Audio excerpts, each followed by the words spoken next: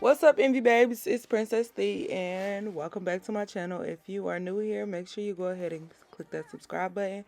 But for right now, we're just going to get right into it. So today I'm doing a 613 lace front wig install, and we're doing a little hairstyle with the butterfly braid on the side. So yeah, I'm going to show you guys how I did that, and let me know in the comments how you think or what you think about this look. Would you ever wear it?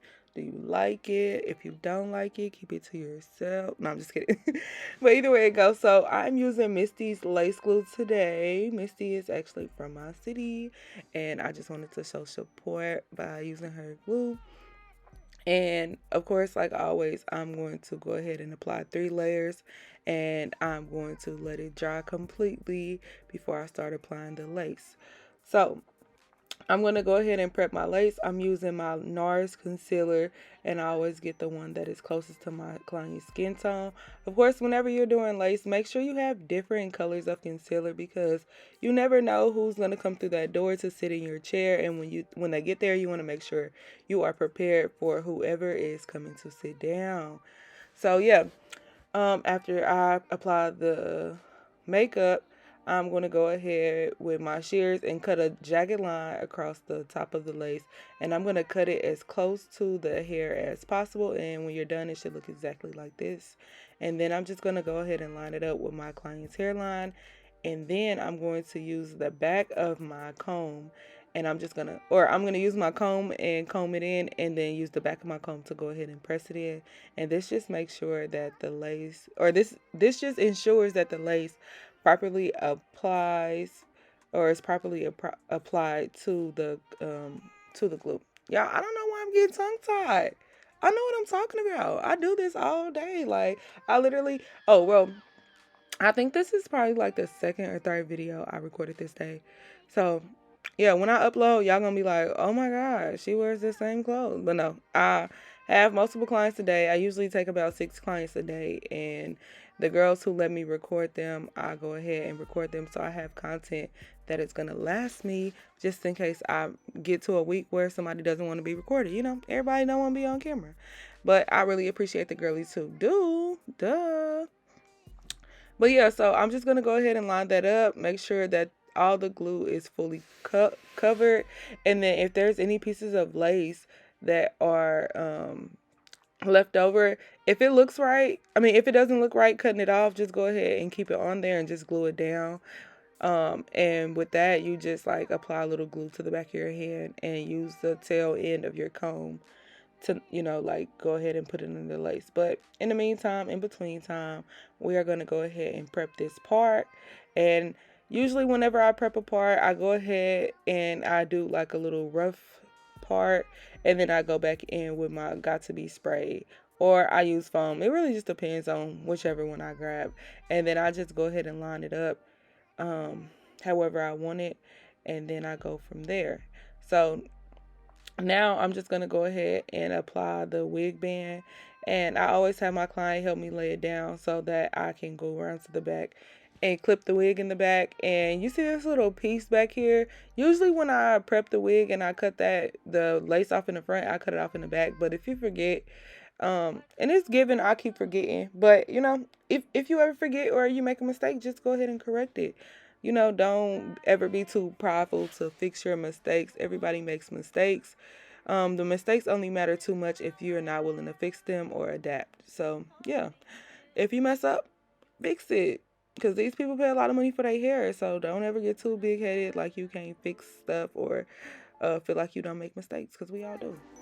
But yeah, so make sure you cut that piece of lace off, and then I'm going to go in with my Nairobi foam, and I'm going to define her part a little bit more.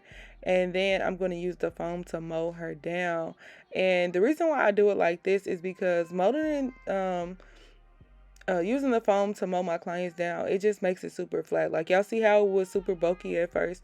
As soon as I went ahead and put that foam on, it just helped me lay it down a lot more. And then I use an extra wig cap to like help with the mold and help it stay flat whenever I put them under the dryer. So I went ahead and I put her in the dryer for like 15 to 20 minutes, or for the however long it takes for the foam to completely dry. And we're just gonna go like that, y'all. So we was in the shop today and we were watching it's not a murder mystery. It was called like the Maduro. I don't know their names. It's on Netflix. It's about this family, y'all, who they were lawyers or something, and they lived in a small town, and they just felt like they run everything, and or they ran everything, and that everything went their way. So if you see me and my client like looking out for anything, because we are really into the TV right now, y'all. If y'all have not watched that documentary on Netflix, make sure y'all go watch it, because it really shows you how people with money or people with power really just like abuse their power, or like, think they're above the law, and they wasn't. Whole family went to jail. Some of them passed away, which was well, I ain't even gonna say passed away, child. They was in there killing each other. But yeah, like I was saying earlier, if you get to a spot to where you need to go ahead and lay the wig down, if it's not gonna look right if you cut it, just put that glue on the back of your hand and go ahead and mold it in. And then after that, make sure you go ahead and clean up your part, and then you can part around. I like my baby hair to flow directly into the hair. Like it just gives seamless, effortless. It took a lot of effort, but we're gonna make it look effortless. Yay. No, I'm just kidding. But yeah, whenever I'm laying my baby hair, sometimes depending on how I lay the wig, sometimes it can just lay straight down, and then sometimes I have to use my hot comb to like slick it down, just so that whenever I'm starting to curl it or do baby hair placement, it just lays better. And you want to know, I mean, you got to have a solid foundation whenever you're doing wig installs or anything. So yeah, get into it like that. We about to swoop the baby hairs up, cut them down and everything, and then I'm use my little small flat iron to curl them to the back. And after that, I'm gonna just use my Nairobi foam and swoop them around until they get to where I want them to be.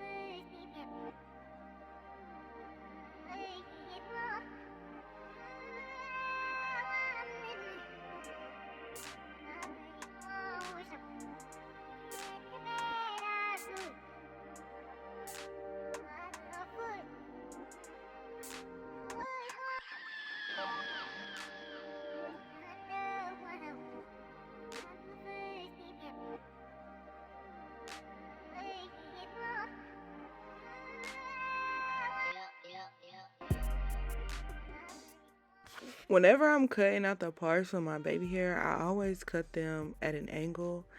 And I don't know, like, I ain't even gonna say always. Honestly, every time I do hair, I study hair. So I be on fucking, oh sorry, I ain't supposed to cuss on here.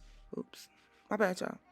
I be on YouTube and I learn new techniques, and I watch TikToks and stuff. I don't know. I just love watching hair videos, and I learn stuff new all the time. So if y'all ever see me like, oh, she ain't tell us to do this last time. Well, baby, I learned something new. Just like you on my page learning something new, I'll be on y'all pages learning new stuff.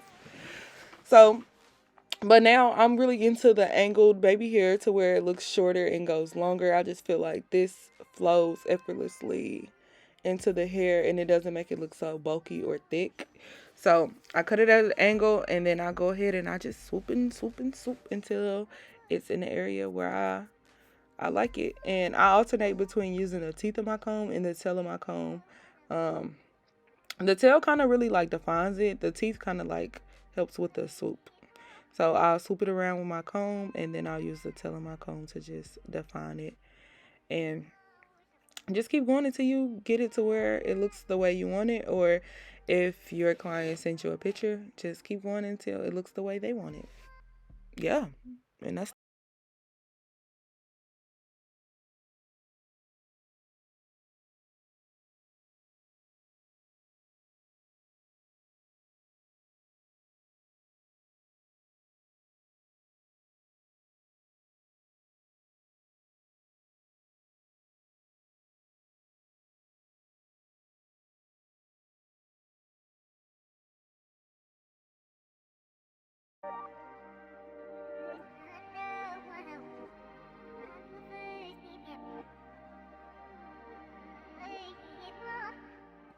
now that I have my baby hairs exactly where I want them, I'm going to use the angle end of my brush and some of my NARS concealer again, and I'm just going to go in and define those spots that need to be defined. So I'm going to go ahead and define the part so you can see it better.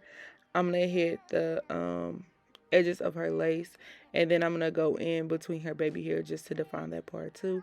And this just makes it look like scalp. Like, you know, when I first started, it was giving very much ashy, and of course we don't want the lace to look ashy because that's a mess. Boo. But yeah, go ahead and define those parts, and then this is how it should look. And then we're going to just go ahead and put that band back on. And the reason why I put the band on after I do the baby hair is because once you wet it, sometimes you may experience lifting a little bit. But like don't be alarmed, because once you once it dries back down or dries completely again, it'll be perfectly fine. Like if you're swooping the baby hair and it looks like it's lifting a little bit, just move a little faster, hurry up and get it done, and then just go ahead and put that band on, because once everything dries, it'll be back to normal, back to how it is. So now, in order to do that butterfly braid, this is my first time doing this, y'all, just so y'all know. So give me a little bit of grace, but I really think I still ate it up, and I'm just basically like parting it out and positioning it so I can make sure that I have it in the area that I want it to go. And this piece right here is the part that I'm going to braid, and then I'm going to connect it underneath that area that I have parted out. So right now I'm just going to do a regular little braid, and it looks skinny right now, and of course, you know, the style is bigger, so I'm going to butterfly it out. So I'm going to braid it all the way down. I'm going to grab me a small little piece of hair in the back. Then I'm going to give me a rubber band, and I'm going to tightly place that rubber band in that hair. And, you know, now I'm going to go back and pull the braid apart with my fingers to kind of butterfly it out to give it the look, excuse me, to give it the look that I'm going for, that my client is going for, whatever is really trendy right now, this butterfly braid on the side of a side part. And yeah, you're just going to keep on messing with it until it looks the way you want it to look. So at first I had put the hair on top, and then I was thinking like, that looks a mess. So when you're doing this style, you just gonna pull the hair that's on top of the braid underneath, and then the rest of the hair, you're gonna use that on top to cover up the rubber band and stuff. If you get to a point to where whenever you do this style, whenever you do blonde hair, get you some clear colored rubber bands, because it's going to look way better with clear colored rubber bands. But yeah, I didn't have none. I got another blind hairstyle that I'm doing today, and I didn't have no clear rubber bands on her hair either. But this is a learning lesson to just make sure you're fully stocked for whatever you need whenever your clients come in, because you never know what they want. Like, I'm like super flexible as a stylist. So if you come in and you change your mind, or if you come in and you want to try something new, I never really care. Like, yeah, let's do it. You know, gotta get the girls what the girls want. So, yeah, some days I'm not as prepared because they'll tell me they want some things, and then when they get there, they're like, "Oh, girl, I want something else," and it's like, "All right, we're just gonna go with it, and we just gonna make it do what it do the best way we can." But yeah, right now I'm just going in with my flat irons, and I am flat ironing the hair bone straight, super bone straight. And, you know, just get all of those pieces, go back over it with a high comb if needed. And yeah, this is pretty much it. This is the look that we're going for. We're just going to keep on going through and making finishing touches. So what I can say is I don't like split ends on wigs. I genuinely don't. And I usually cut them. I had forgot to cut her hair in the original video. But whenever I get done with this part, I use my purple wall in the front. It has my logo on the back. In the background of it, I use that wall to take pictures. So when I got done with her hair right now, I was like, I went up to the front to take pictures or whatever, and I was like, oh girl, I forgot to cut your hair. And guess what I did, y'all? We went back to the chair and we cut it and we fixed our mistake. Because if you forget or mess up, you know, when you do hair all day, every day, sometimes you miss steps, or if you get distracted, sometimes you might miss something. So that's why I make sure that I go over and I check everything before they leave. I look at the pictures to make sure it looks good. I always ask my clients how they like stuff, or if it's anything they want me to fix or change. And for the most part, I'm always good. I catch mistakes that other people don't catch anyway. So like, if I do something and I don't like it, baby, I'm not letting you leave until I like it and you like it. Because sometimes they like it and they don't see little stuff that the stylist can see. But yeah, this is pretty much the final results. Like I said, I didn't cut her hair in this video, but when we got up here, I was looking at her ends like, oh girl, we need to go cut those. And we did go back and cut them. But yeah, so this is the final look. This is what the girls is giving. Y'all make sure y'all let me know in the comments how y'all like it, what y'all think, or whatever. Would you ever wear this style? Have you ever tried 613? Because I tried 613 once, but yeah, have y'all? Bye.